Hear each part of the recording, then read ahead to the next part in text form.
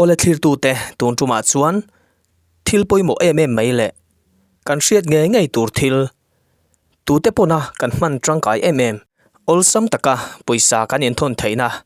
gpay him lo chungchang kan ngai thla ho do nanga apoimo khop mai a hi tu te pon kan hriat anga ya poisa tam tham in thon nan te man chun zom zel chi niam ti te tun tuma hian kan ngai thla do na ne gpay a hian poisa kan thon chua to si account in kat to si a thlen na tura thleng si lo a fawa bank te a chang chuan kan complain a mitam tak chu kan lo boi pha to fo te po arin ome kan soita kan khan alo him reng man chun zom zel chi niam poisa tam thamin thon nan phei chuan man chun zom zel chi niam ti dekha tun tuma kan ngai thla khau turania thlir tu ten kan lo tangkai pui ngai ka be se ya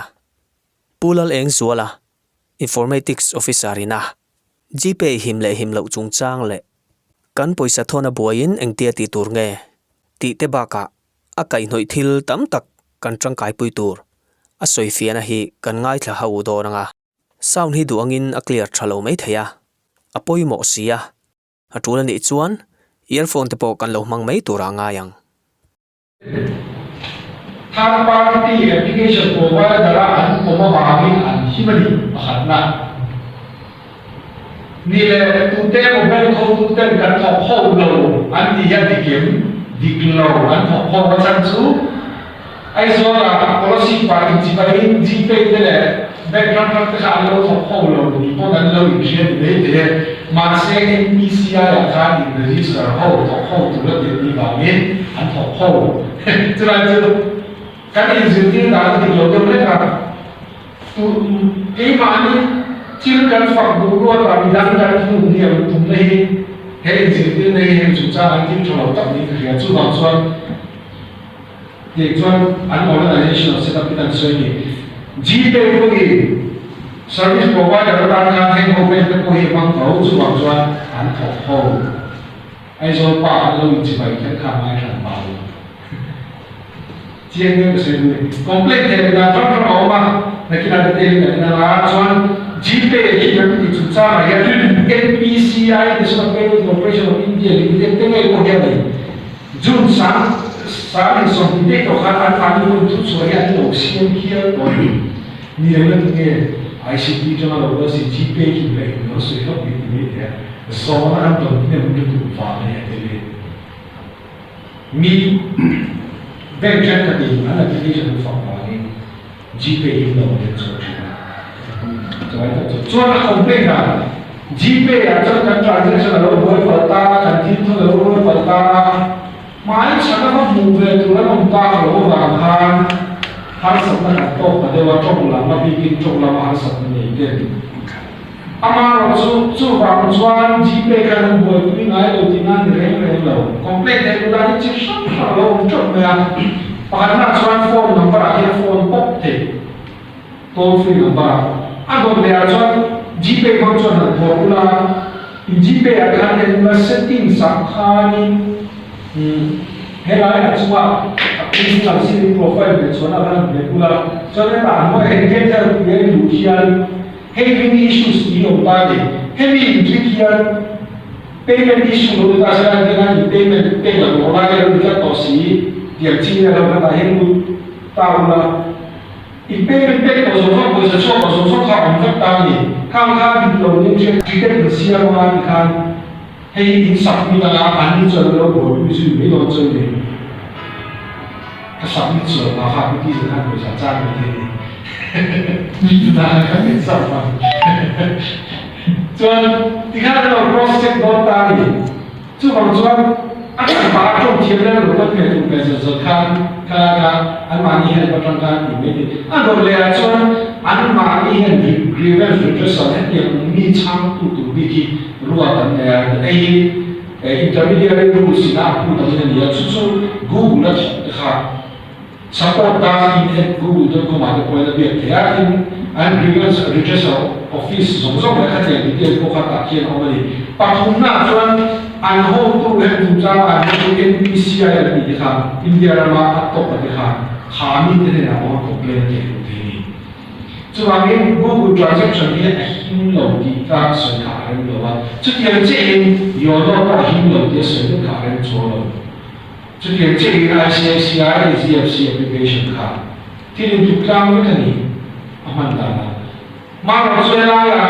ai có gì có thể là Google Pay phi xong về lỗ vào khá nó rồi chủ trang là máy chẳng tổ tụ cái đồng đến lỗ vào là sẵn tao cho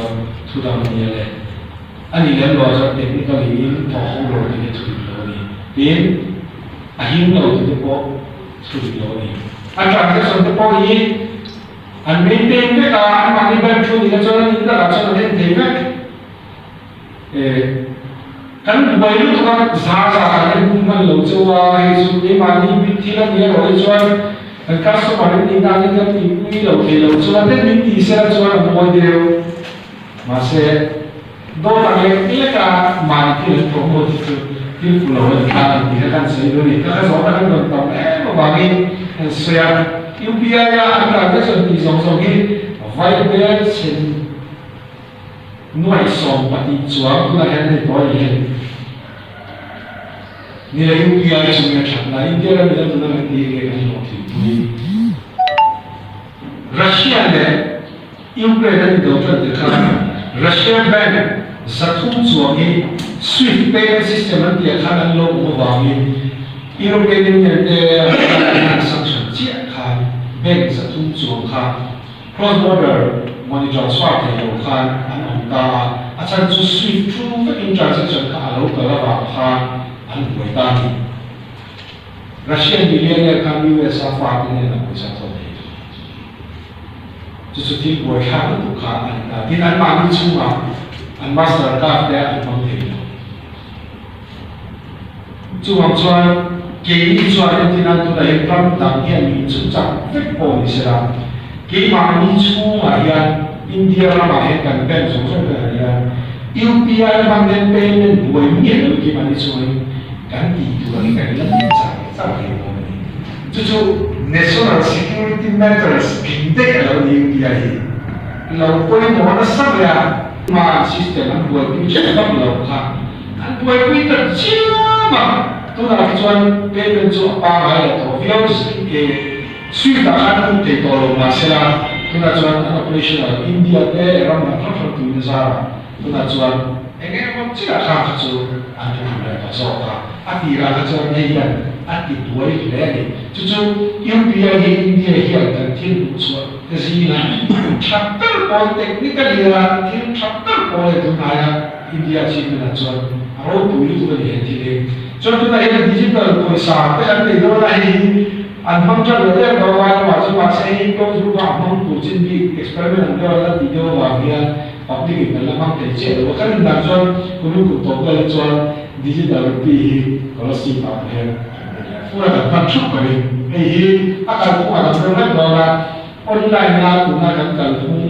GPay ka ni ka ne ai ku do che la wa paisa to ke he ke kan ni sang che yan digital pi hi a ha ni om do ni chu system mang tu chuan tokenize dia chu tiang an chuan kan mang do na hi aki pa ko ya thona tu sang tu ki pa za ka thiam che bi lo do wa cha chu a monitoring a banking system to centralized banking system to chu chang da de ma se tin man nuam tak ni chuan an soi digital media program no ai ka ni ai mo we ko mi tu to pa chuan a then be chuan he ho mi kan man le ke to basic of theory tu na hian try la ni kum no kan ba cha ka mang po ni chu nge mo za mo to ni ole tu na kan ngai thak so ta ka khan kan hriat tur poi mo tak tak a oma thlir tu te pon kan lo hlok pui nge ka be se ya third party application a an pom pui awangin GPay hi a hi mani ti kha kan chiang tlang tura ngai la tin kan poisa thon te alo boi ani po in mangangin tal boi mai lo vila alo re wangwang hri ani po in an boi pui lo ti na ani reng reng lo ni ti kha kan ngai thla to boka tin trong lama har sana nei tan po a complain dan chi sang sang kan ngai thla to a